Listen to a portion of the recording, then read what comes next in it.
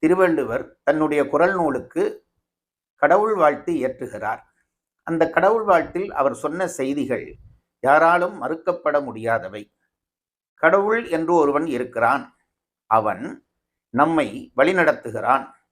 அவன் எப்படி நம்மோடு தொடர்பு கொண்டிருக்கிறான் என்றால், ஒன்றாகவும் வேறாகவும் உடனாகவும் நின்று வழிநடத்துகிறான் என்கிறார் திருவள்ளுவர்.